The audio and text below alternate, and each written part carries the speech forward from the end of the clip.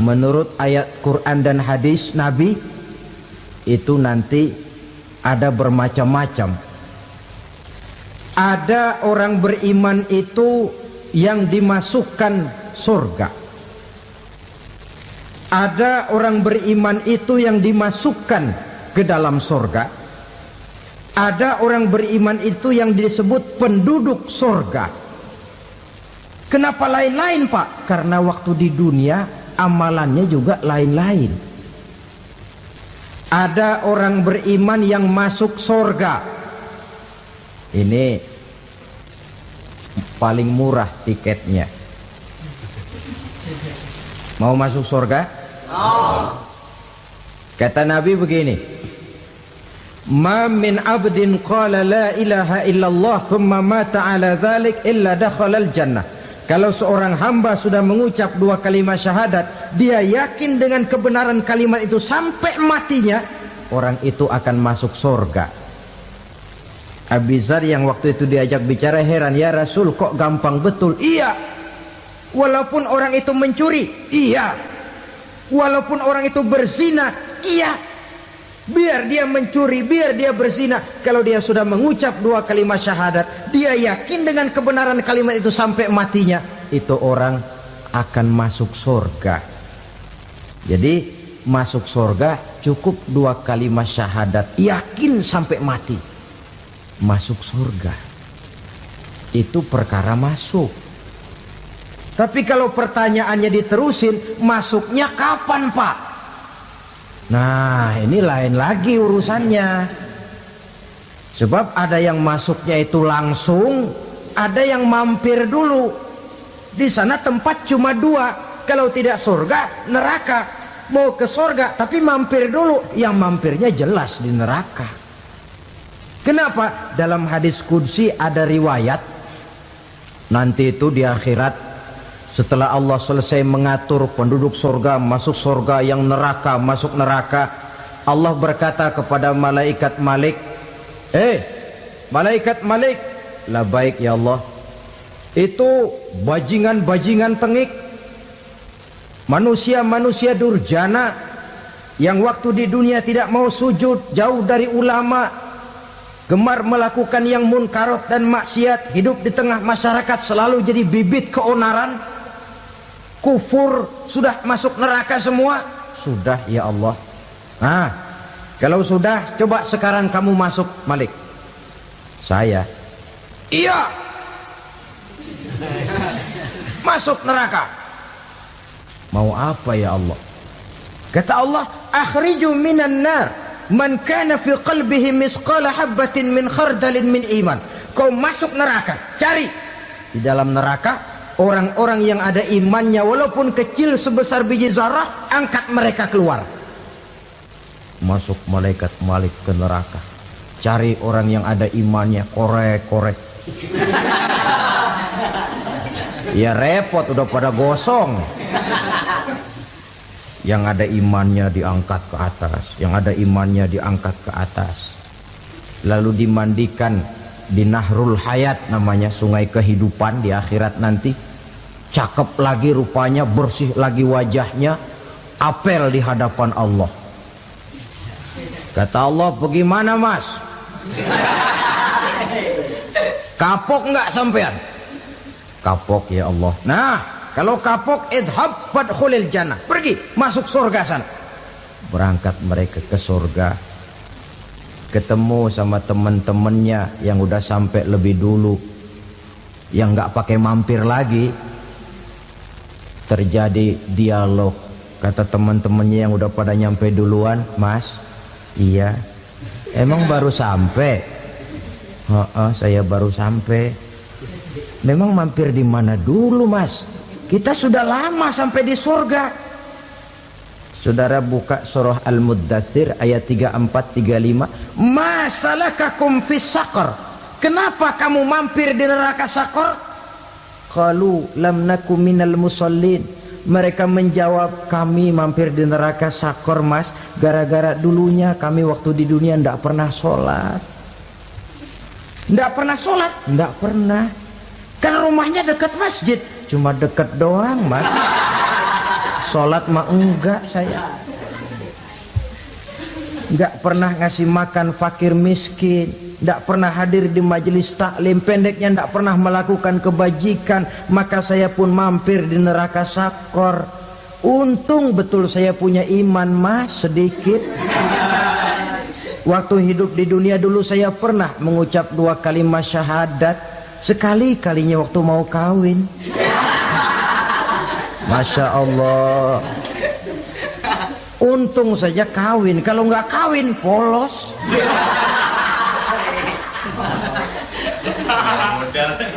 Itu juga pengulu sudah setengah mati ngajarin. Asyhadu alla, asyaduaan, asyaduaan.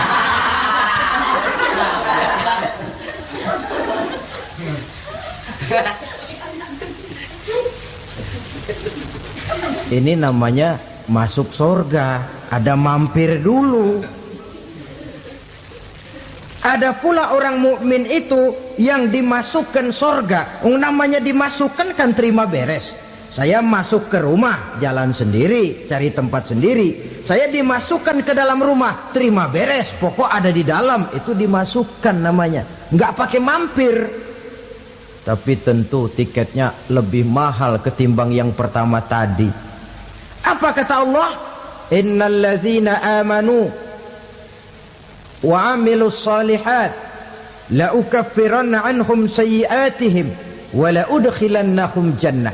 Sesungguhnya orang-orang yang beriman kemudian beramal soleh, kami hapuskan segala dosa dan kesalahannya, kami masukkan mereka ke dalam surga. Lihat ayatnya, Allah yang memasukkan, kita yang dimasukkan. Tidak pakai transit, tidak usah mampir. Cuma tidak cukup syahadat, tidak cukup amanu, tapi diiringi dengan wa'amilus salih. Iman, amal. Tidak cukup syahadat, lalu dibuktikan dia sholat, dia zakat, puasa, lalu dia melakukan berbagai macam kebajikan. Ini yang menyebabkan dia tidak pakai mampir di tempat yang bernama sakor. Lalu ada pula orang mukmin itu yang disebut penduduk sorga. Wah, ini sudah VIP ini. Ashabul jannah, penduduk sorga. Siapa mereka? Kata Allah, innal ladzina amanu summa istaqamu fala khaufun alaihim wala hum yahzanun ulaika ashabul jannah hum fiha khalidun. Sesungguhnya orang-orang yang beriman lalu istiqamah, tetap dalam melaksanakan perintah Allah, tidak goyang, tidak labil tapi stabil, istiqamah, mereka tidak takut dan tidak bersedih hati. Merekalah penduduk surga. Iman, istiqamah. Tidak punya duit, sembahyang. Banyak duit, sembahyang. Miskin, sembahyang. Kaya, tetap sembahyang. Istiqamah. Kadang orang kalau susah rajin ke masjid, banyak duitnya ngelihat masjid melengos. Waktu miskin hamba Allah, setelah kaya jadi hamba harta.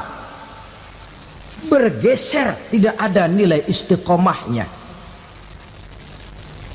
Saudara-saudara, dengan begitu penduduk neraka itu dua. Ada penduduk permanen, ada penduduk yang semi permanen. Yang semi permanen orang-orang beriman yang mempunyai dosa besar. Mereka masuk ke neraka untuk menerima azab sesuai dengan dosanya. Bila selesai masa azab itu, mereka akan diangkat untuk ditempatkan kembali ke dalam surganya Allah Subhanahu wa ta'ala. Nah, dikala itulah saudara-saudara, ada yang disebut syafaat dari Rasulullah Sallallahu Alaihi Wasallam. Tapi tentu jangan lupa, syafaat ini ibarat kain menambal dia. Kita punya kain bolong-bolong sedikit, syafaat yang menambal. Sholat kita ada kurang dikit, sedekah kita ada campur riak dikit, amalan kita ada tidak karena Allah dikit, kita berharap syafaat. Jadi biarlah kain masih bolong-bolong, yang penting punya kain. Tapi kalau kainnya tidak ada, yang ditambal apanya? sholat tidak, puasa tidak, zakat tidak, berharap syafaat saja. Ya, terlalu berlebihan itu. Saudara hadirin yang saya hormati, apabila selesai proses penghisaban, proses penghitungan, maka dikala itulah manusia terbagi dalam dua kelompok besar. Fariqun fil jannah wa fariqun fis sa'ir. Sekelompok orang-orang beruntung yang masuk ke dalam surga, dan sekelompok lagi masuk ke dalam neraka. Ibu-ibu, saudara-saudara kaum muslimin rahimakumullah, pada pertemuan yang lalu sudah saya jelaskan bahwa hidup selalu berakhir dengan kematian. Apabila datang kematian menimpa seseorang, datanglah kiamat baginya. Itu yang disebut dengan kiamat kecil. Hakikatnya mati adalah perpindahan dari kehidupan di dunia ini menuju kehidupan di alam barzakh. Menunggu kita di alam barzakh sampai datangnya saat kiamat. Entah 10 tahun, entah 100 tahun, entah 1000 tahun, hanya Allah saja yang maha tahu.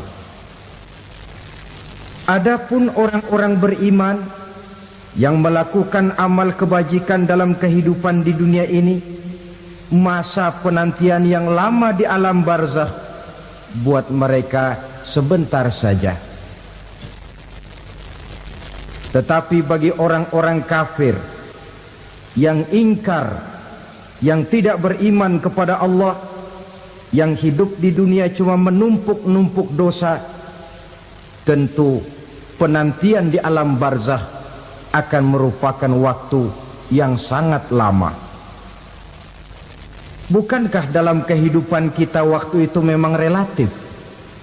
Contoh misalnya, bagi pemuda-pemudi yang sedang duduk asyik memadu cinta, waktu 4-5 jam saja rasanya cuma 4-5 menit. Tenggelam oleh keasikan. Tapi buat orang yang berbaring di rumah sakit, meratap di balik-balik apa itu tembok derita kata lagu, di balik dinding-dinding penjara, sehari bagai seminggu, seminggu rasa sebulan, sebulan boleh jadi rasa setahun. Penantian yang sangat lama. Kapan kiamat itu akan datang? Ini rahasia Allah. Jangankan kita yang orang awam, baginda Nabi sendiri tidak diberitahu oleh Allah kapan kiamat itu akan terjadi. Tetapi sungguh pun demikian, banyak hadis-hadis yang menjelaskan ciri atau tanda-tanda datangnya kiamat. Nah, kalau sudah bicara soal tanda, tanda kiamat itu ada dua. Pertama yang disebut alamatus sughra, tanda-tanda kecil. Ini waktunya masih ada tenggang. Ada yang dinamakan alamatul kubra, tanda-tanda besar. Artinya kiamat sudah diambang pintu. Apa tanda-tanda kecil dari datangnya hari kiamat itu? Misalnya kata Nabi, apabila ilmu sudah diangkat oleh Allah, artinya apabila ulama sudah banyak wafat, minat orang belajar agama berkurang, lalu kebodohan nampak merajalela di mana-mana, zina dikerjakan secara terbuka, minuman-minuman keras jadi kebanggaan, itu termasuk di antara tanda-tanda kecil terjadinya hari kiamat. Apalagi misalnya iza waladatil ammatu rabbataha, apabila budak sudah melahirkan tuan. Apa maksudnya? Ada yang mentafsirkan apabila anak sudah bisa membudaki orang tuanya. Orang tua yang melahirkan dia, yang membesarkan dia, demi setelah si anak besar jadi orang berpangkat, bertitel, berharta, berkedudukan. Jadilah orang tua itu budaknya. Sehingga sering dibilang kalau orang tua kaya, anak jadi raja. Tapi kalau anak yang kaya, orang tua sering jadi budak. Apalagi munculnya fitnah yang bergelombang, timbul perang antara dua bangsa yang besar, waktu berjalan terasa sangat pendek sekali. Itu merupakan tanda di antara tanda-tanda kiamat. Termasuk di dalamnya sulit membedakan mana laki, mana perempuan. Kan kalau tanda-tanda kayak begini sekarang sudah banyak kita lihat kan? Ulama banyak wafat, penggantinya sulit. Zina dikerjakan berterang-terangan, minuman keras jadi kebanggaan, banyak anak membudaki orang tuanya, sulit membedakan mana laki mana perempuan. Kadang-kadang dari belakang kita lihat perempuan bener, begitu kita colek nengok jenggotan.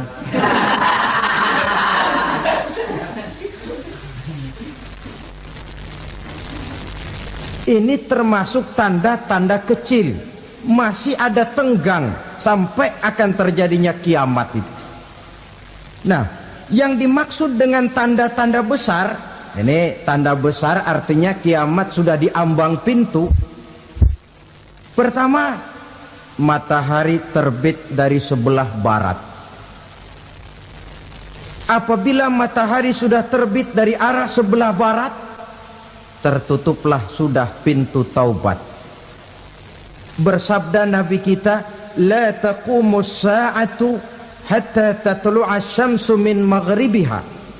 Tidak akan datang hari kiamat sampai matahari terbit dari arah sebelah barat. Fa iza tala'at, manakala matahari telah terbit dari arah sebelah barat, wara'ahan nasu, manusia banyak menyaksikan itu, amanu ajma'un, mereka pun lalu beriman. Yang tadinya kafir, yang tadinya ingkar, yang tadinya membangkang, setelah melihat matahari terbit dari sebelah barat, buru-buru beriman, berlomba-lomba mengucap dua kalimat syahadat. Tapi apa yang terjadi? Kata Nabi, wadzalika hina la yanfa'u nafsan imanuha lam takun amanat min qabl. Hari itu adalah hari yang iman sudah tidak berguna lagi bagi seseorang apabila sebelumnya memang dia tidak pernah beriman. Au kasabat fi imaniha khaira, atau beriman tetapi tidak pernah melakukan kebajikan di dalam keimanannya itu. Hari yang sudah kasib, hari yang sudah terlambat, beriman tidak akan ada gunanya lagi. Ini pelajaran buat kita. Sebelum sang surya terbit dari sebelah barat, sebelum nafas sampai di tenggorokan, artinya pintu taubat masih terbuka. Kalau dua hal itu sudah terwujud, nafas sudah sampai di kerongkongan atau matahari sudah terbit dari arah sebelah barat, tertutuplah sudah pintu taubat. Tak ada lagi gunanya pangkat, jabatan, harta, bahkan beriman pun dalam suasana macam itu. Too late, kata orang Kulon. Sudah terlambat. Matahari terbit dari arah sebelah barat. Itu tanda besar, artinya kiamat sudah diambang pintu. Lalu apalagi tanda besar? Munculnya Dajjal. Dajjal artinya pendusta-pendusta yang menyesatkan manusia. Ada dua macam Dajjal, saudara. Ada Dajjal kecil. Ini Dajjal kelas teri. Kalau ini sejak zaman Rasulullah sudah ada itu. Tiap zaman ada. Di zaman Rasulullah misalnya ada yang bernama Aswad al-Unsi dari Yaman. Ada yang namanya Musailamah Al-Kazzab dari Yamamah. Ada yang namanya Ibnu Sayyad dari Madinah. Ini dajjal-dajjal di zaman Rasul. Musailamatul Kazzab memproklamirkan diri jadi nabi dia. Di zaman Rasul masih hidup. Ini dajjal zaman Nabi. Di zaman sahabat muncul dajjal-dajjal. Di zaman kita sekarang ini dajjal-dajjal pun gentayangan. Dajjal-dajjal kelas teri. Kerjanya mendustakan manusia, menyesatkan manusia, memalingkan manusia dari jalan yang benar dan diridhoi oleh Allah Subhanahu wa taala. Adapun yang merupakan tanda besar dari datangnya kiamat, dajjal-dajjal kelas kakap.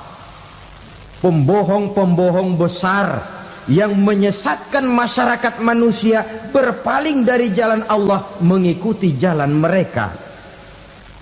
Apa sih ciri dajjal itu? Kata Nabi dalam hadis Bukhari Muslim, inna dajjala, sesungguhnya yang namanya dajjal itu yakhruju, satu saat akan muncul mendekati hari kiamat. Wa inna ma'ahu ma'an, si dajjal ini membawa air. Wa naran, dan juga membawa api. Dua simbol. Di tangan yang satu dia bawa air, di tangan yang satu dia bawa api. Wa ammal ladzi yarahu an-nasu ma'an fanarun, adapun yang orang banyak lihat air, hakikatnya adalah api. Yang dilihat api, hakikatnya adalah air. Oleh sebab itu, kalau api yang ditawarkan, ambillah air. Kalau air yang ditawarkan, pilihlah api. Maksudnya apa ini? Ini bahasa simbol, saudara-saudara. Dajjal bicaranya seolah-olah untuk kepentingan manusia. Menawarkan surga. Surga yang dia tawarkan hakikatnya neraka. Hai manusia, kalau kau mau bahagia, jangan dekat-dekat dengan agama. Solat itu tidak efektif dan efisien, tidak produktif dari segi ekonomi itu. Menghadiri majelis taklim cuma buang-buang waktu. Tahajud, tasbih, tahlil, baca Quran, apa itu? Pekerjaan mubazir saja. Hidup ini cuma sekali, masa yang cuma sekali, manfaatkan dengan sebaik-baiknya. Mumpung, dibawanya sifat mumpung tetapi dalam pengertian yang sangat negatif. Bicaranya seolah-olah untuk kepentingan manusia, tetapi sebenarnya menjerumuskan manusia. Menawarkan air tapi sebenarnya api. Menawarkan api tapi hakikatnya air. Buat apa kamu sholat? Buat apa kamu bayar zakat? Buat apa kamu puasa? Surga yang dicanangkan dajjal hakikatnya neraka. Neraka yang digambarkan dajjal pada dasarnya adalah surga. Jadi memutarbalikkan fakta itu kerjaan dajjal. Yang hak jadi batil, yang batil dibilang hak, yang benar jadi salah, yang salah malah jadi benar. Tuntunan disuruh jadi tontonan, tontonan malah menjadi tuntunan. Itu pekerjaan dajjal profesinya. Zamannya Nabi Adam, dajjalnya kan iblis. Betul? Betul. Apa sih gang kerayuan iblis itu? Allah setelah menciptakan Nabi Adam kan bilang, Adam, kau dan istrimu Hawa tinggal di surga ini. Seluruh fasilitas yang ada di surga persilahkan kau nikmati. Satu yang tidak boleh, jangan coba-coba dekati pohon khuldi. Dekat saja jangan, apalagi sampai memetiknya. Datang dajjal yang namanya iblis ini. Adam, kamu tahu nggak kenapa tidak boleh makan buah khuldi? Ya nggak tahu, pokoknya saya dilarang. Bodoh kamu Dam. Khuldun artinya kekal. Kalau kamu makan itu buah, kau akan kekal di surga buat selamanya. Allah tidak kepengen, maka dilarang kamu makan buah khuldi. Kalau kau ingin kekal di surga Adam, makan saja. Saya bicara begini ini untuk kepentingan kamu Adam. Ini kan ciri-ciri Dajjal. Bicaranya sih seolah-olah untuk kepentingan Nabi Adam, hakikat sebenarnya menjerumuskan Nabi Adam supaya ingkar dan melanggar larangan dari Allah Subhanahu wa ta'ala. Jadi setelah muncul Dajjal, timbul kekacauan-kekacauan di masyarakat. Banyak yang terpengaruh, terpedaya dan terpesona. Termasuk mereka yang memproklamirkan diri jadi nabi, mereka yang memproklamirkan diri jadi rasul di zaman sesudah Rasulullah wafat. Itu adalah Dajjal. Maka saya ingatkan, kalau di zaman kita sekarang ini ada orang ngaku jadi nabi, ada orang ngaku jadi rasul, biar bahasa Arabnya kental, Quran hafal, hadis ribuan hadis hafal, biar pakai serban sampai menyengser ke tanah, bahasa Arabnya fasih, tapi dia mengaku jadi nabi, jadi rasul, kita umat Islam wajib tidak percaya. Wajib untuk tidak percaya. Itulah Dajjal zaman kita sekarang ini. Tidak mustahil mereka datang mempengaruhi orang awam supaya berpaling dari Rasulullah, mengikuti mereka. Nah, di akhir zaman nanti, mendekati hari kiamat, Dajjal ini muncul. Dajjal kelas kakap, menyesatkan masyarakat manusia untuk berpaling dari Islam, mengikuti seruan mereka. Apalagi di antara datangnya kiamat itu, tanda yang besar itu, turunnya Nabiullah Isa Al-Masih, putra Maryam. Menurut berbagai hadis yang sahih, Nabi Isa Al-Masih nanti akan turun lagi. Tidak membawa risalah yang baru, tapi meluruskan risalah Islam ini yang telah banyak ditinggalkan oleh masyarakat. Bahkan ada hadis menjelaskan beliau akan membunuh Nabi, mematahkan kayu-kayu salib, lalu melaksanakan haji dan umrah mengikuti syariat Nabi Muhammad, bukan membawa agama baru.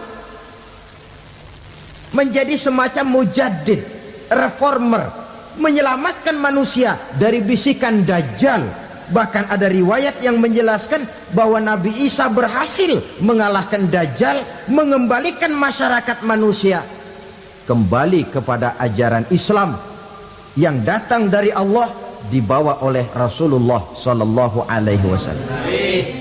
Dengan kata lain, turunnya Nabi Isa bukan sebagai Nabi dan Rasul baru, tetapi mengikuti syariat Nabi kita Muhammad Sallallahu Alaihi Wasallam. Saudara hadirin, ibu-ibu hadirat yang saya hormati, kemudian apalagi di antara tanda-tanda besar akan datangnya kiamat itu? Keluarnya asap atau awan. Kata Nabi, inna min asrati sa'ah dukhanan yamla'u ma bainal masyriqi wal maghrib. Di antara tanda-tanda kiamat, munculnya awan antara langit dan bumi. Ini pun diperkuat dalam surah Ad-Dukhan ayat 10. Fartaqib yauma ta'tis sama bidukhanim mubin fayughshan nas hadza azabun alim. Bagi orang-orang yang beriman, mereka biasa-biasa saja. Tapi bagi orang kufur, datangnya asap dan awan ini merupakan azab yang kelewat pedih. Barangkali sedikit mendekati gambaran tentang azab yang pedih ini, saya ingatkan alam pikiran kita kepada peristiwa yang belum lama terjadi. Pernah dengar berita bocornya reaktor nuklir di Chernobyl, Uni Soviet? Pernah dengar? Bocornya reaktor nuklir di Chernobyl yang mengakibatkan ratusan bahkan sangat mungkin ribuan nyawa. Cuma satu reaktor. Bagaimana kalau seluruh cadangan nuklir yang dimiliki oleh para negara adikuasa ini diledakkan? Bahkan yang konon menurut catatan cadangan nuklir yang dimiliki bersama oleh Amerika dan Rusia sekarang ini sudah sanggup memusnahkan 6 miliar manusia, 1,5 kali lebih banyak dari jumlah manusia yang nongkrong di permukaan bumi ini. Saudara-saudara hadirin yang saya hormati, lalu saat mendekati hari kiamat, apalagi tandanya? Setelah Nabi Isa wafat, pada saat turunnya yang kedua kali, lalu Allah meniupkan angin sejuk. Semua orang-orang beriman, orang-orang baik wafat, sehingga penghuni bumi ini cuma tinggal lagi terdiri dari orang-orang kafir. Tidak ada lagi di bumi ini yang bisa mengucapkan Allah. Sehingga dalam hadis qudsi itu ada keterangan, innallaha azza wa jalla yaqulu li Israfil. Allah pernah pesan kepada malaikat Israfil, kata Allah, Israfil, idza sami'ta qailan yaqul Allah Allah fa akhirin nafkhah 40 sanatan ikraman liqailiha. Hai Israfil, apabila kau dengar di permukaan bumi masih banyak orang yang mengucapkan Allah Allah, maka tunda sangkakala kiamat itu 40 tahun. Untuk apa? Ikraman liqailiha, menghormati orang yang mengucapkan Allah Allah itu. Wah, jadi karena sekarang masih banyak yang mengucapkan Allah, besar hatilah kita, masih jauh kiamat itu. Tapi jangan lupa, kiamat pribadi, kiamat kecil itu yang gak kita sangka-sangka. Ajal datang mencabut nyawa, itu kiamat pribadi. Dan itu yang pasti kita hadapi. Dan itu yang membuat kita tidak boleh bersikap main-main di dalam kehidupan sekarang ini. Saudara hadirin yang saya hormati, tidak ada lagi orang-orang muslim. Seluruh penduduk dunia ini kafir. Lalu terciptalah struktur sosial yang berlandaskan prinsip hidup semau gue. Bakal terjadilah prinsip di mana yang kaya menyantap yang miskin, yang kuat menindas yang lemah. Hidup sudah bagaikan di rimba belantara, berlaku hukum rimba. Siapa yang kuat dia yang menang, siapa yang lemah menjadi mangsa. Timbul kekacauan, maksiat merajalela, munkarat menjadi-jadi, sehingga isi bumi ini penuh dengan segala macam perbuatan dosa. Tidak ada perlunya lagi alam diperpanjang temponya. Datang saat yang sudah dijanjikan oleh Allah Azza wa Jalla, maka terjadilah yang disebut kiamat kubra, kiamat besar, kiamat ancur-ancuran. Bagaimana kejadian ini dimulai? Dalam surah Az-Zumar ayat 68, Allah Subhanahu wa taala berfirman, wa nufikha fis suri fasa'iqa man fis samawati wa man fil ardi illa man sya'allahu. Maka manakala ditiuplah sangkakala, terkejutlah seluruh yang ada di langit dan seluruh yang ada di bumi. Bila saat kiamat datang, Allah perintah malaikat Israfil, Israfil, tiup sangkakalamu. Ditiuplah sangkakala oleh malaikat Israfil. Yang akibat daripada tiupan itu, seluruh yang ada di langit, seluruh yang ada di permukaan bumi terkejut. Yang ada di langit siapa? Malaikat kan. Bayangin aja kalau malaikat kaget, apalagi kita. Terkejut seluruh makhluk yang ada di bumi, yang ada di langit mendengar suara sangkakala itu. Bunyinya tidak sanggup kita bayangkan dahsyatnya. Ledakan nuklir, ledakan neutron, belum apa-apa ketimbang bunyi sangkakala malaikat Israfil ini. Nah, lalu mendengar bunyi sangkakala ini, gemparlah makhluk, kacaulah alam. Bumi gempa, planet-planet bertabrakan, gunung meletus, air laut tumpah ke darat, angin topan bertiup, halilintar menyambar. Lalu semua yang bernama hidup mati total.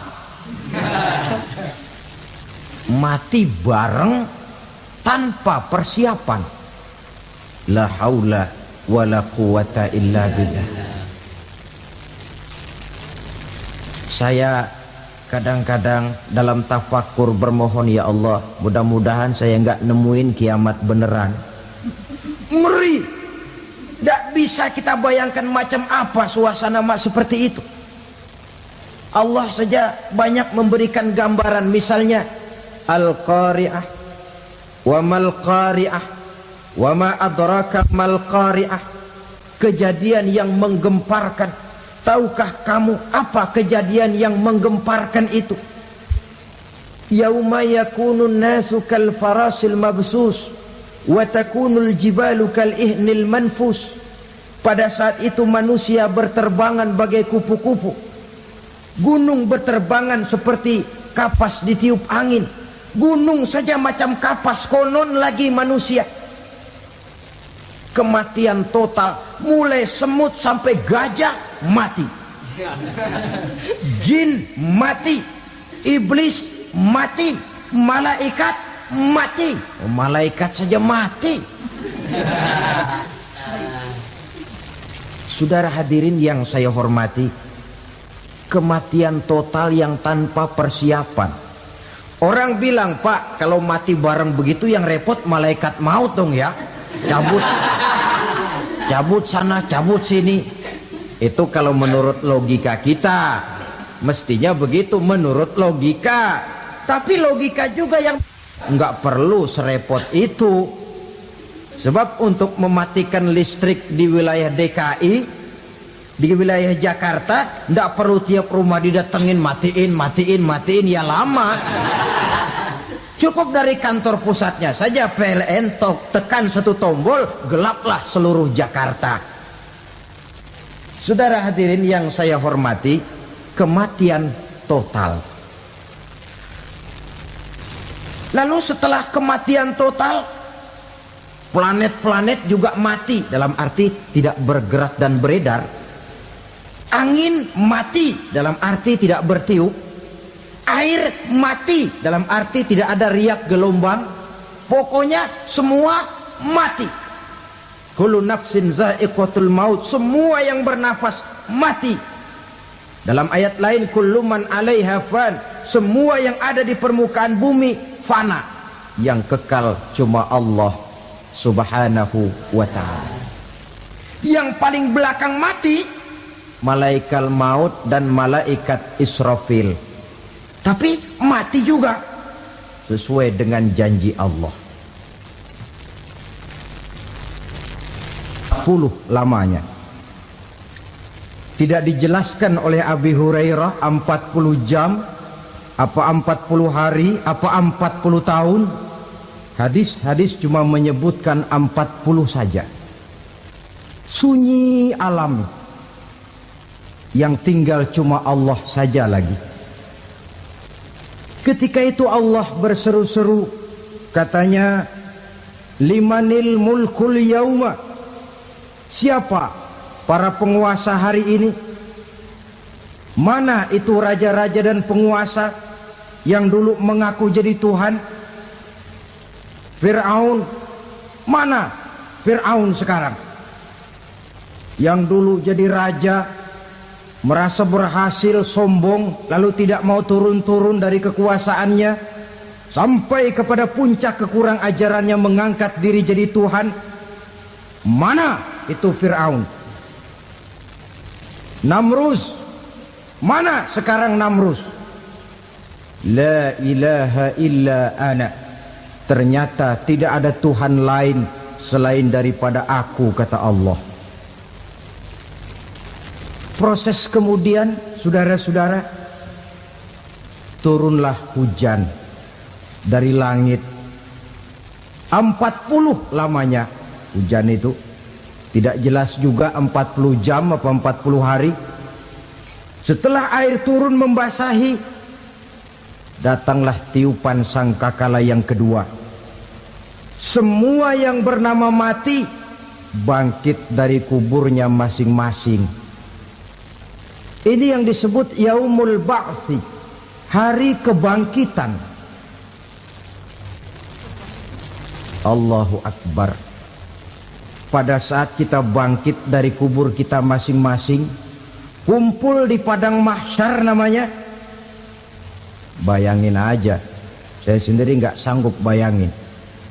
Manusia sejak zaman Adam sampai zaman kiamat kumpul bareng di tempat sama.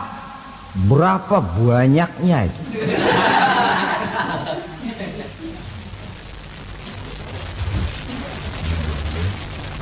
Dan yang luar biasa menurut satu riwayat, pada saat bangkit itu, Masya Allah, roman muka kita berubah, disesuaikan dengan amalan kita waktu di dunia ini. Barang siapa yang waktu di dunia amalannya itu amalan tikus, di akhirat nanti dia bangkit dari kubur, mukanya seperti muka tikus. Gagah betul badannya, tapi mukanya seperti tikus. Kenapa? Amalannya waktu di dunia seperti amalan tikus. Apa amalan tikus itu? Suka ngegeragoti barang yang sudah disimpan rapi-rapi. Orang sudah simpan uang rapi-rapi, simpan perhiasan rapi-rapi, digeragoti oleh tikus. Maling-maling, pencoleng-pencoleng, koruptor-koruptor.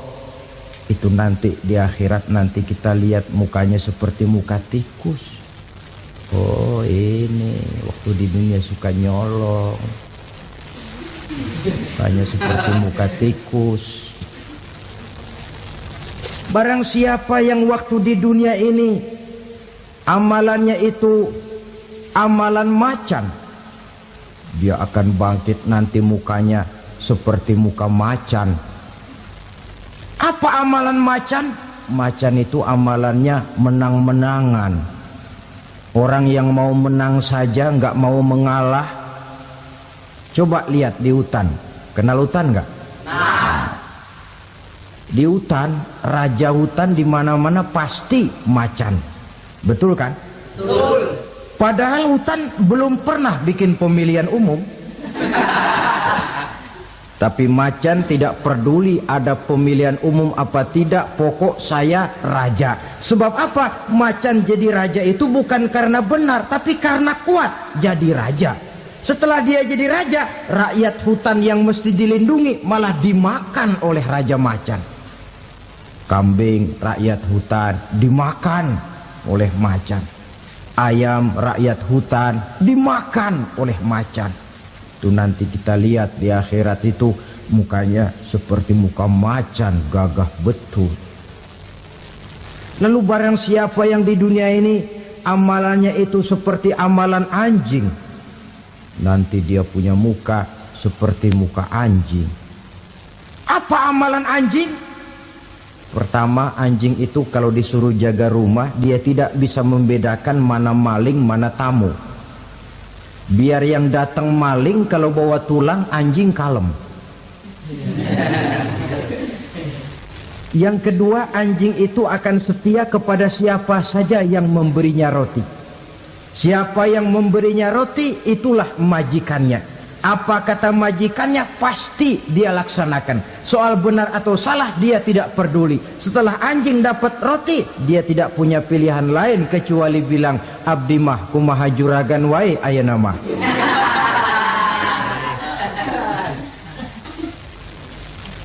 Saudara hadirin yang saya hormati, berkumpul di padang mahsyar, tiap orang sibuk dengan persoalannya masing-masing. Matahari waktu itu didekatkan oleh Allah. Panas luar biasa. Ada yang saking panasnya itu mencucurkan peluh keringat sampai sebatas mata kakinya. Ada yang keringatnya sampai sedengkulnya. Ada yang keringatnya sampai sepusatnya. Ada yang keringatnya mengalir sampai sebahunya. Ada yang kelelap oleh keringatnya sendiri, sementara orang di sampingnya nggak apa-apa. Bergantung lagi amalan dia waktu di dunia ini. Saudara-saudara, sebagian orang dalam kepanikan padang mahsyar berombong-rombong datang mereka menghadap Nabi Adam. Ya Adam, anta abal bashar. Hai Adam, Tuhan adalah bapak moyang manusia. Kami sebentar lagi akan disidang, dimintakan pertanggungan jawab. Tolonglah kami, hai Adam. Kata Nabi Adam, jangankan nolongin sampean, saya sendiri tanggung jawab di hadapan Allah ketika dulu tidak boleh makan khuldi, saya serobot. Sudahlah, urus diri masing-masing saja, nafsi. Begitu kata Nabi Nuh, begitu kata Nabi Ibrahim. Tiap orang bertanggung jawab sendiri-sendiri. Ketika itulah saudara-saudara, nikmatnya menjadi umat Nabi besar Muhammad sallallahu alaihi wasallam. Sebab apa? Walaupun menurut abjad kita ini umat paling belakang, paling belakang kita ini toh, karena Nabi Muhammad adalah Nabi akhir, tapi akan dihisap lebih dulu, lewat di atas sirat lebih dulu, masuk surga lebih dahulu ketimbang umat-umat belakangan.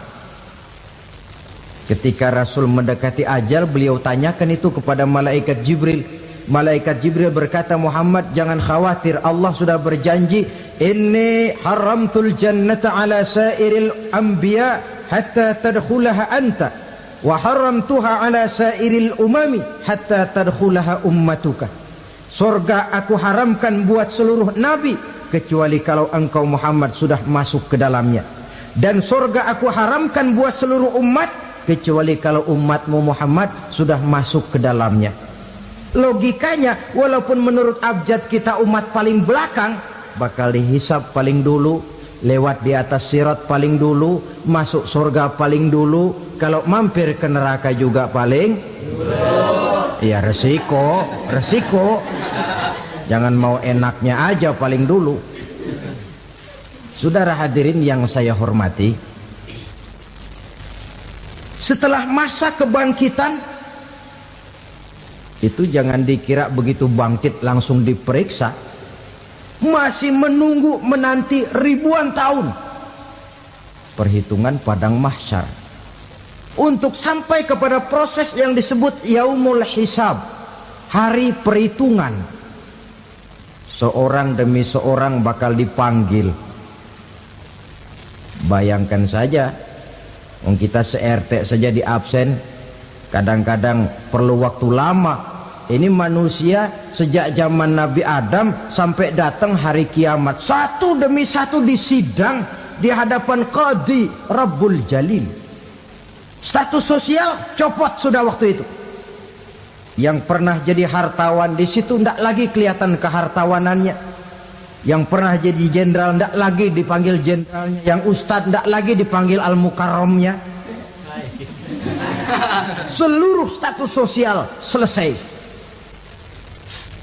Dipanggillah kita seorang demi seorang menghadap Qadhi Rabbul Jalil.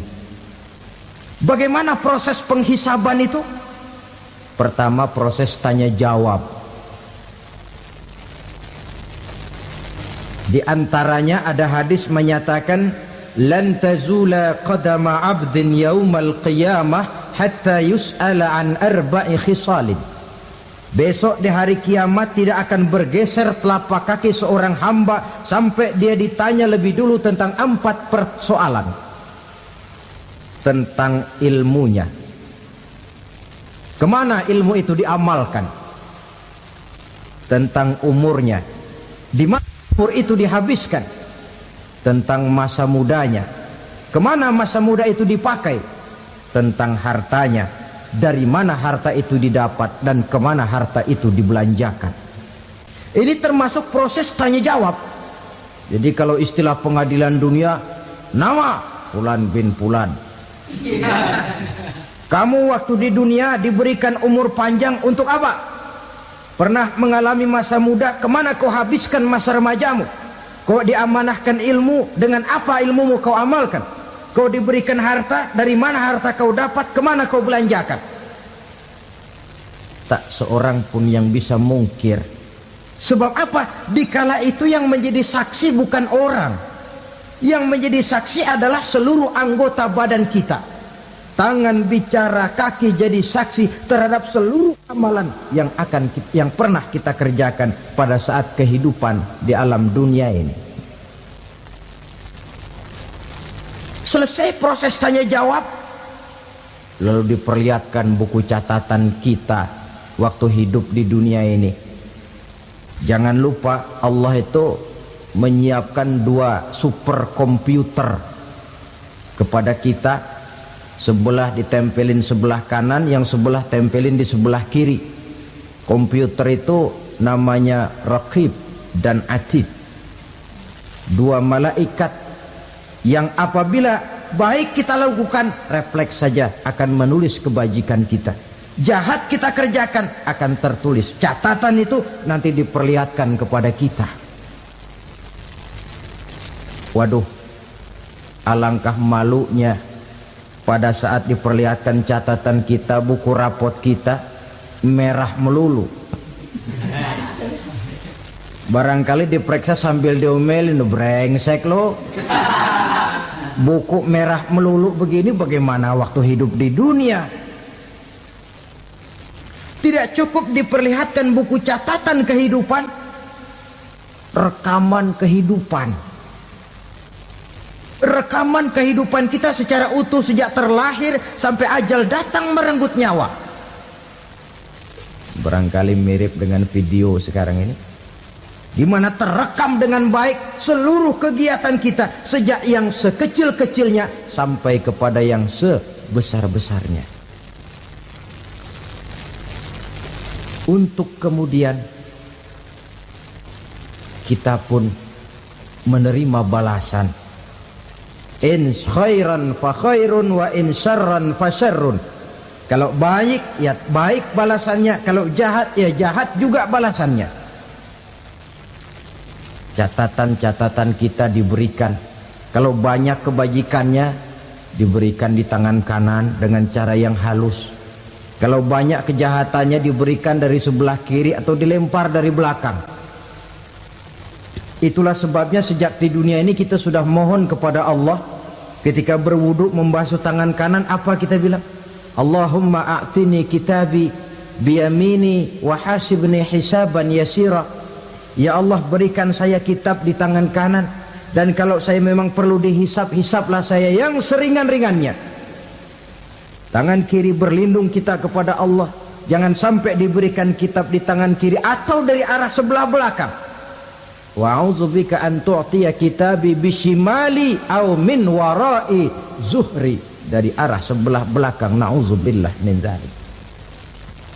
Setelah selesai lewat proses penghisaban, lewat mizan, timbangan, maka yang sudah selesai dihisab itu bergeraklah menuju sirat, jembatan yang terbentang menuju surga melalui neraka.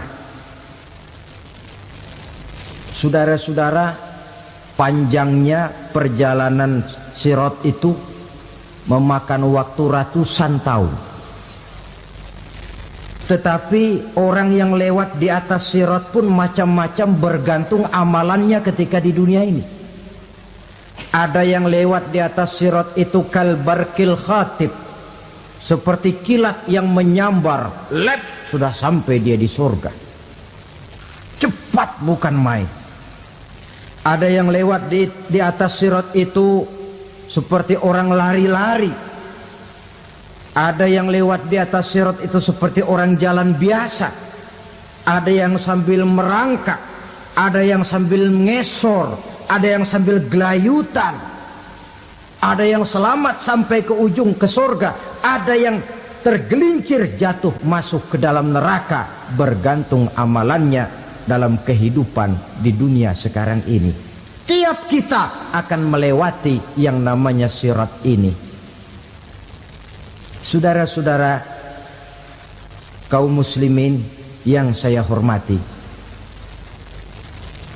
dengan demikian mereka yang selamat melalui sirat sampai ke terminal akhir surga, mereka yang ketika dihisab ternyata banyak kejahatannya daripada kebaikannya, mereka singgah di dalam neraka.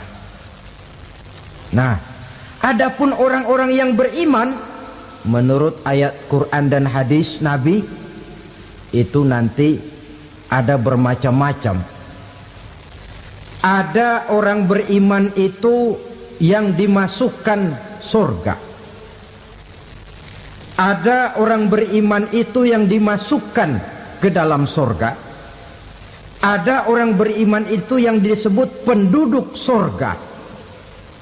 Kenapa lain-lain, Pak? Karena waktu di dunia amalannya juga lain-lain. Ada orang beriman yang masuk surga. Ini paling murah tiketnya. Mau masuk surga? Kata Nabi begini, ma min abdin qala la ilaha illallah thumma mata ala dhalik illa dakhalal jannah. Kalau seorang hamba sudah mengucap dua kalimat syahadat, dia yakin dengan kebenaran kalimat itu sampai matinya, orang itu akan masuk surga.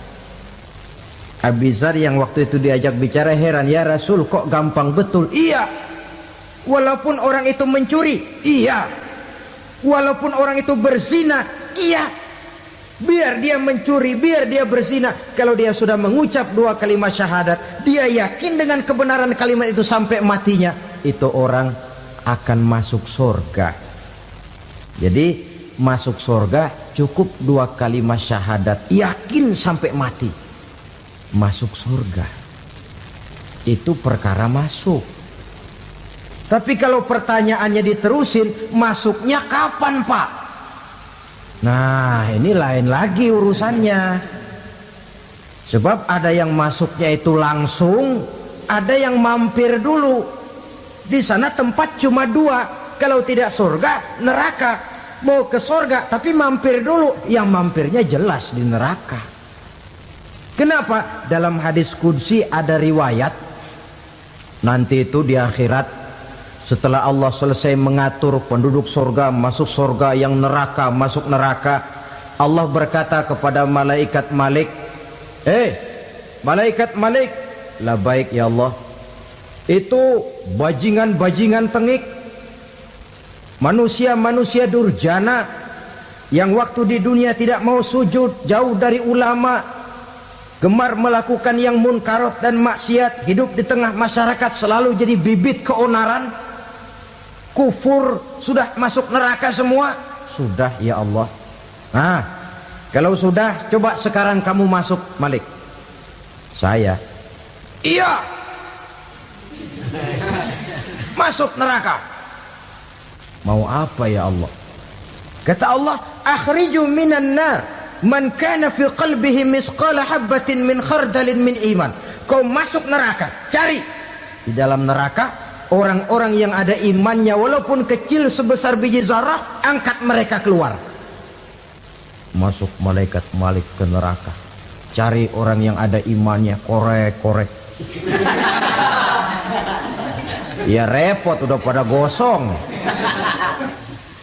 Yang ada imannya diangkat ke atas, yang ada imannya diangkat ke atas, lalu dimandikan di Nahrul Hayat, namanya sungai kehidupan di akhirat nanti. Cakep lagi rupanya, bersih lagi wajahnya, apel di hadapan Allah. Kata Allah, bagaimana mas? Kapok nggak sampean? Kapok ya Allah. Nah, kalau kapok, idhab fadkhulil jannah, pergi masuk surga sana. Berangkat mereka ke surga.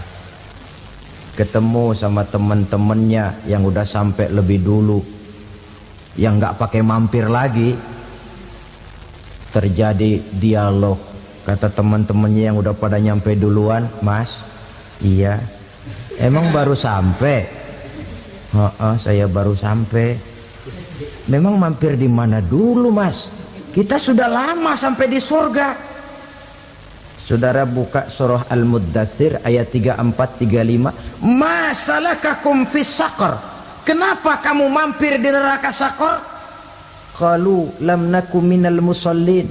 Mereka menjawab, kami mampir di neraka Saqar, Mas, gara-gara dulunya kami waktu di dunia tidak pernah sholat.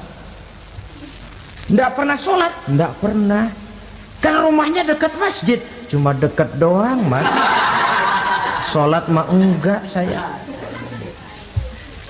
Enggak pernah ngasih makan fakir miskin, enggak pernah hadir di majelis taklim, pendeknya enggak pernah melakukan kebajikan, maka saya pun mampir di neraka Saqar. Untung betul saya punya iman, Mas, sedikit. Waktu hidup di dunia dulu saya pernah mengucap 2 kalimat syahadat, sekali-kalinya waktu mau kawin. Masya Allah. Untung saja kawin, kalau nggak kawin polos.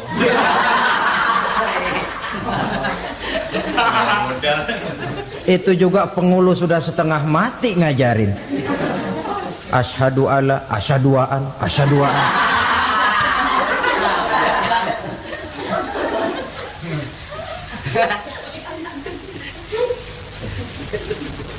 Ini namanya masuk surga, ada mampir dulu. Ada pula orang mukmin itu yang dimasukkan surga. Namanya dimasukkan kan terima beres. Saya masuk ke rumah, jalan sendiri, cari tempat sendiri. Saya dimasukkan ke dalam rumah, terima beres, pokok ada di dalam, itu dimasukkan namanya. Nggak pakai mampir. Tapi tentu tiketnya lebih mahal ketimbang yang pertama tadi. Apa kata Allah? Innal ladzina amanu wa amilus salihat la ukaffiranna anhum sayyi'atihim wa la udkhilannahum jannah. Sesungguhnya orang-orang yang beriman kemudian beramal soleh, kami hapuskan segala dosa dan kesalahannya, kami masukkan mereka ke dalam surga. Lihat ayatnya, Allah yang memasukkan, kita yang dimasukkan. Tidak pakai transit, tidak usah mampir. Cuma tidak cukup syahadat, tidak cukup amanu, tapi diiringi dengan wa'amilus salih. Iman, amal.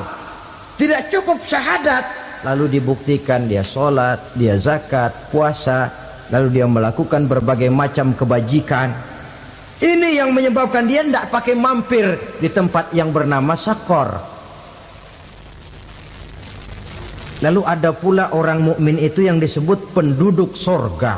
Wah, ini sudah VIP ini. Ashabul jannah, penduduk sorga. Siapa mereka? Kata Allah, innal ladzina amanu summa istaqamu fala khaufun alaihim wala hum yahzanun ulaika ashabul jannah hum fiha khalidun. Sesungguhnya orang-orang yang beriman lalu istiqamah, tetap dalam melaksanakan perintah Allah, tidak goyah, tidak labil tapi stabil, istiqamah, mereka tidak takut dan tidak bersedih hati. Merekalah penduduk surga. Iman, istiqamah. Tidak punya duit, sembayang. Banyak duit, sembayang. Miskin, sembayang. Kaya, tetap sembahyang, istiqomah. Kadang orang kalau susah rajin ke masjid, banyak duitnya ngelihat masjid melengos. Waktu miskin hamba Allah, setelah kaya jadi hamba harta. Bergeser, tidak ada nilai istiqomahnya.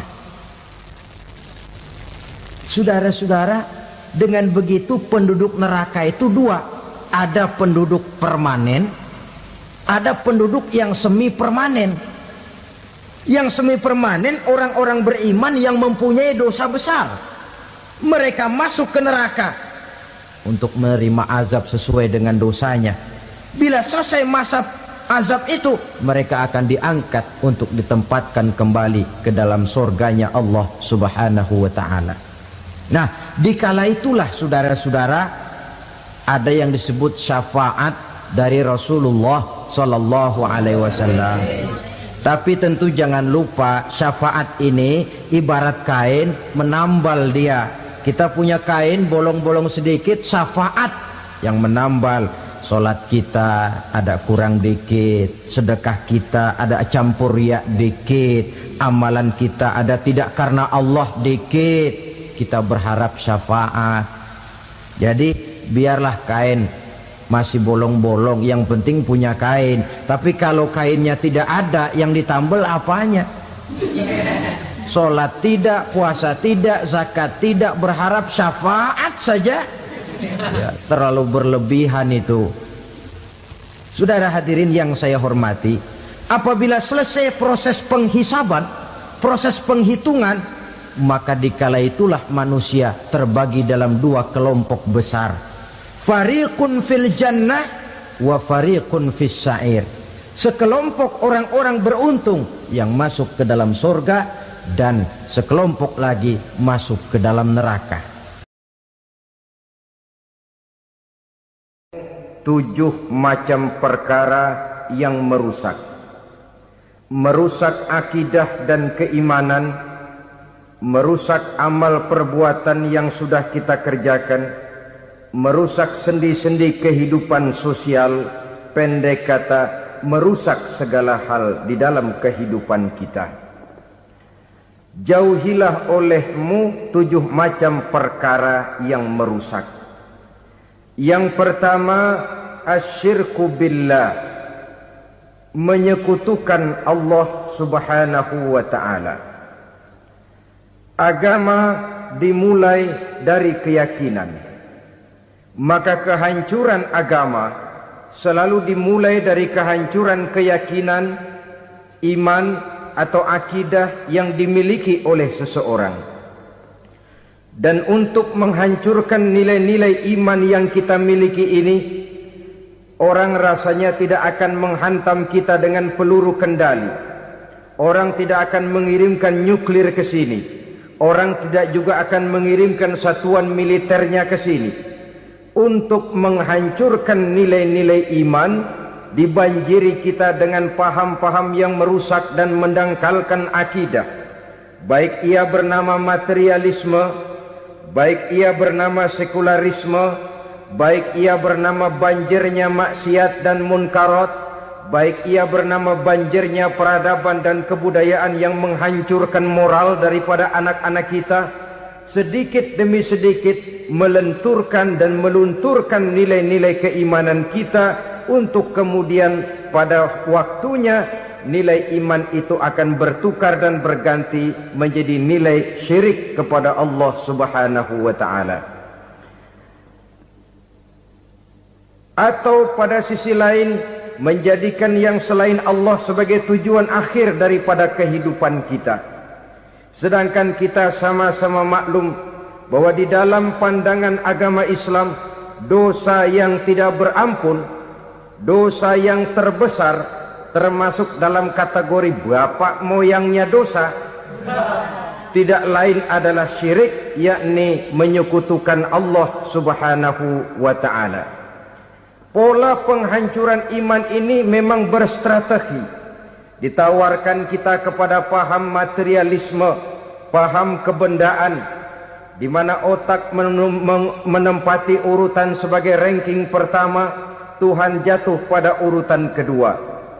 Lalu menyusul kepada paham sekularisme, Allah dipisahkan dari seluruh kegiatan hidup ini, untuk pada gilirannya menjadikan yang selain Allah sebagai tujuan akhir daripada seluruh kegiatan hidup kita. Oleh karenanya, kewajiban menjaga nilai-nilai iman ini merupakan kewajiban yang mulia tetapi berat, tidak hanya untuk kita, tetapi juga bagaimana mewariskannya kepada anak-anak kita, generasi yang akan datang. Orang-orang tua bijaksana yang diceritakan di dalam Al-Quran, kalau sudah berpikir tentang anak-anaknya, Pertanyaan yang paling mereka risaukan ialah ma ta'buduna min ba'di. Anakku, kalau pada satu saat aku, ayahmu sudah tidak ada lagi di dunia ini, meninggalkan kamu semua, ma ta'buduna min ba'di, apa yang akan kamu sembah nak? Jikalau sekarang ayahmu masih mau ke masjid, masih mau melakukan rukuk dan sujud, masih beribadah menyembah Allah Subhanahu wa ta'ala, kalau orang tuamu sudah tidak ada, ma ta'buduna min ba'di, masihkah engkau mau datang ke masjid? Masihkah engkau mau rukuk dan sujud? Masihkah engkau mau menyembah Allah Subhanahu wa ta'ala? Pertanyaan ini yang dipikirkan oleh Nabi Yakub kepada putra-putranya. Pertanyaan ini yang diteruskan oleh Nabi Ibrahim kepada anak-anaknya. Pertanyaan ini yang diwariskan oleh generasi ulama salafus saleh kepada para generasi berikutnya. Bagaimana kita generasi sekarang? Kita orang-orang tua sekarang bukan berfikir ma ta'buduna min ba'di, malah yang kita fikirkan ma ta'kuluna min ba'di. Kalau bapak tidak ada nanti kamu makan apa nak?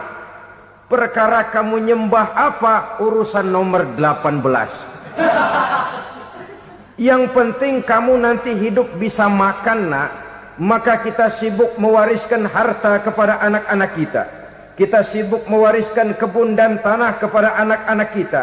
Kita sibuk mewariskan pabrik kepada anak-anak kita, sementara kita lupa mewariskan intan yang paling mahal, mewariskan mutiara yang paling berharga, yaitu nilai iman kepada Allah Subhanahu wa ta'ala. Alangkah baiknya apabila warisan harta, warisan tanah dan kebun, warisan rumah dan pabrik didasari lebih dahulu dengan mewariskan nilai iman kepada Allah Subhanahu wa ta'ala. Sebagai orang-orang tua, kita boleh bersedih kalau anak kita tidak mengerti komputer. Kita boleh bersedih kalau anak kita tidak mengerti matematika. Kita boleh bersedih kalau anak kita tidak mengerti bahasa Inggris. Tapi sewajarnya lebih bersedihlah kita orang tua jikalau mempunyai anak yang tidak kenal Allah sebagai Tuhannya, yang kemudian tidak mau rukuk dan sujud kepada Allah Tuhannya. Itulah kemalangan yang paling malang bila kita meninggalkan generasi yang tidak bertauhid kepada Allah Subhanahu wa ta'ala.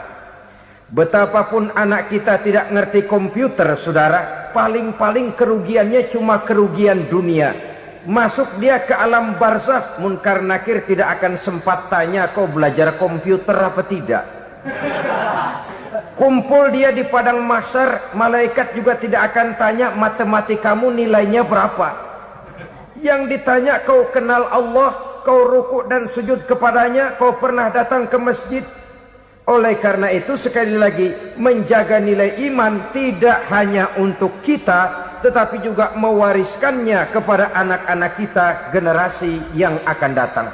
Sungguh kemalangan yang paling besar apabila kita meninggalkan anak-anak kita. Mereka kita tinggalkan lemah ekonominya, itu tidak baik. Mereka kita tinggalkan lemah otaknya, itu pun akan membuat mereka tertinggal oleh yang lain.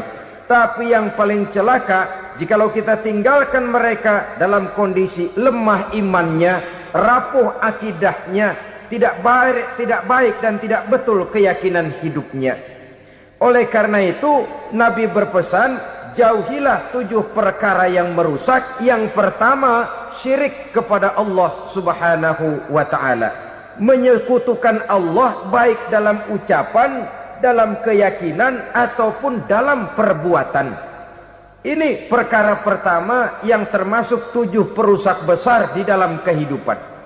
Kalau sudah jatuh kita ke lembah syirik, bagaimanapun banyak kebaikan yang kita kerjakan, berjiwa sosial, bertangan pemurah, gemar menolong orang lain, kalau memang dasarnya syirik, maka seluruh kebaikan kita akan hancur, tidak akan ada nilainya dalam pandangan Allah Subhanahu wa ta'ala. Dalam pandangan manusia, mungkin kita dicatat sebagai orang sosial, gemar menolong orang lain, tidak berpangku tangan melihat orang yang mendapat kesulitan, tapi oleh karena dasarnya syirik, dasarnya tidak mentauhidkan Allah, maka seluruh nilai kebaikan yang kita kerjakan tidak akan ada nilainya dalam pandangan Allah Subhanahu wa taala. Maka jagalah iman kita jangan sampai dihinggapi penyakit syirik yang bagaimana kecilnya sekalipun.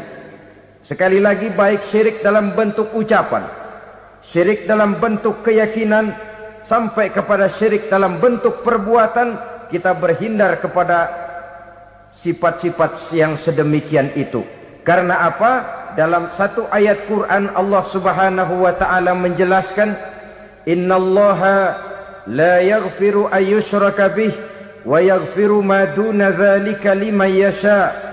Allah tidak akan memberi ampun kepada orang-orang yang menyekutukannya, tapi Allah masih mau memberikan ampun kepada dosa-dosa yang selain itu bagi orang-orang yang dikehendakinya. Dosa selain syirik, apabila kita bertaubat, Allah masih mau mengampuni. Tapi kalau sudah jatuh ke tempat syirik, itu sudah dosa yang tidak berampun. Taubatnya tidak lain melepas syirik, kembali kepada tauhid, berkeyakinan bahwa hanya ada Allah Subhanahu wa taala, Tuhan satu-satunya yang lam yalid walam yulad walam yakul lahu kufuwan ahad. Tidak beranak, tidak pula diperanakkan, dan tidak satupun yang dapat menyerupai Tuhan Allah Subhanahu wa taala. Saudara-saudara kaum muslimin rahimakumullah, bahwa kita di zaman sekarang memang tidak menyembah berhala, ya. Bahwa kita tidak berterang-terangan mengatakan Tuhan lebih dari satu, memang. Bahwa kita tidak berkeyakinan Tuhan itu punya anak atau diperanakkan, tentu. Tapi dalam perbuatan dan i'tiqad, kita kadang-kadang jatuh tanpa kita sadari ke tempat yang bernama syirik ini.